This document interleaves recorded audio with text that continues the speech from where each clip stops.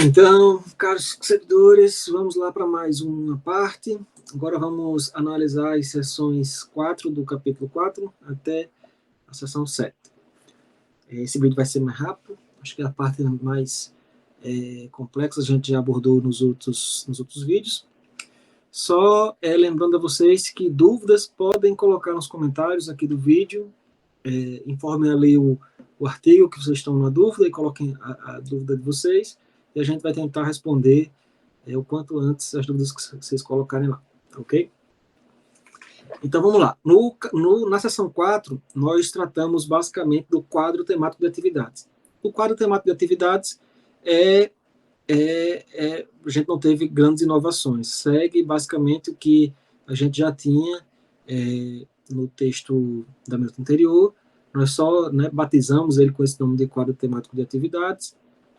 E deixa eu mostrar aqui mais ou menos para vocês verem do como é que se trata. O quadro temático de atividades, ele é basicamente essa tabelinha que vocês estão vendo aqui no meio.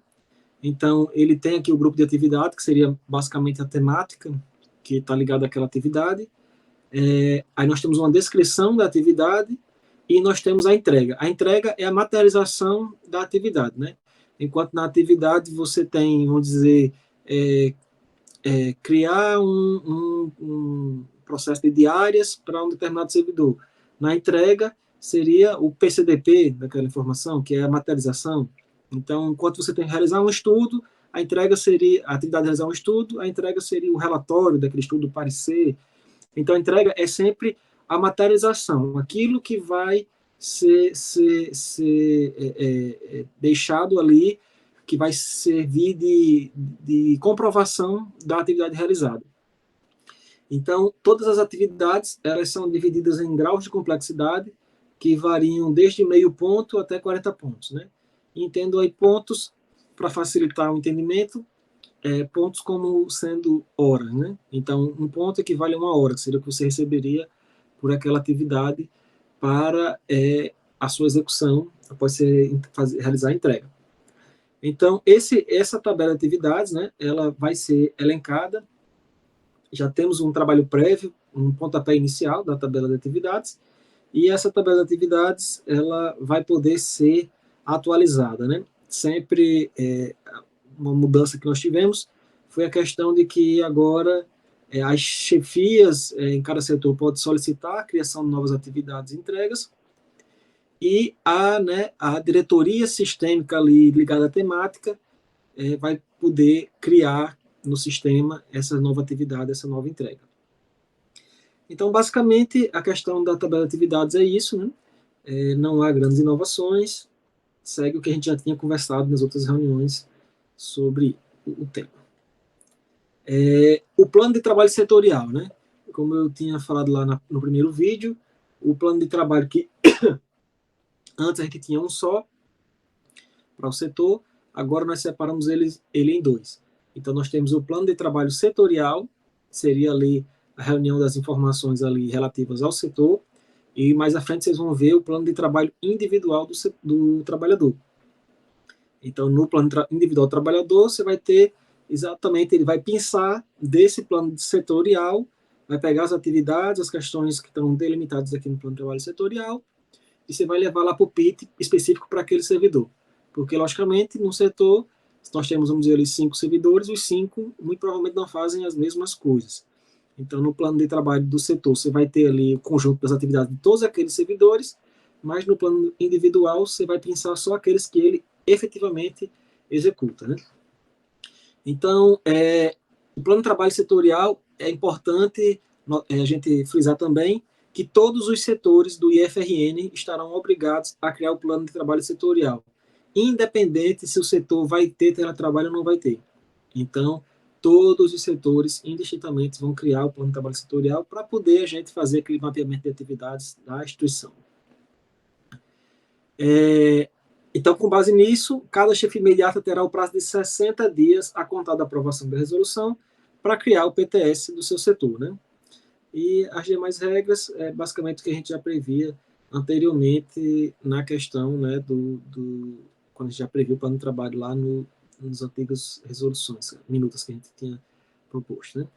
E aqui, no artigo 23, nós temos basicamente o que vai conter lá no PTS, né, que é o Plano de Trabalho Setorial. É o horário de funcionamento semanal do setor, a escala de trabalho presencial, a periodicidade e os horários de planejamento do setor, os dias semanais específicos a critério da direção em que os profissionais do setor deverão comparecer presencialmente à unidade administrativa, com vistas a estimular a integração social e ou profissional. Que é esse artigo 4º aqui, essa parte 4 aqui, é justamente, tivemos algumas ponderações em relação ao programa de gestão, que as pessoas em teletrabalho, elas cortam muito o vínculo com os colegas de trabalho, né, ficam muito distanciados, e aí, caso opte, né, caso o dirigente da unidade coloque essa questão no quadro de referência do campus, delimitar um dia, pode ser um dia na semana ou um dia no mês, onde todos os servidores eles devem estar presencialmente no campus. Com vista em quê?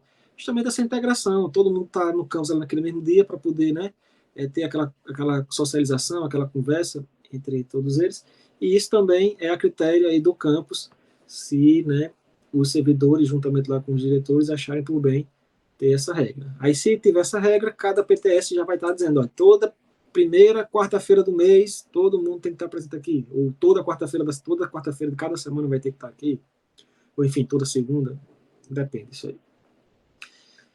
Também vai conter as atividades a serem desenvolvidas no setor, as possibilidades de regime de execução e as entregas correspondentes a cada atividade, a infraestrutura física, material e tecnológica mínima necessária para a realização das atividades em teletrabalho, incluindo os equipamentos imobiliários adequados e ergonômicos, o conhecimento técnico, né, que porventura seja necessário para o teletrabalho. Enfim, né, na escolha dos regimes previstos, o PTS considerará, entre outros fatores, os benefícios advindos para a eficiência e racionalização. A infraestrutura, material e tecnológica mínima para a realização das atividades em teletrabalho deverá ser providenciada e mantida pelo participante. Isso aqui é importante, essa questão aqui, cada servidor ele tem que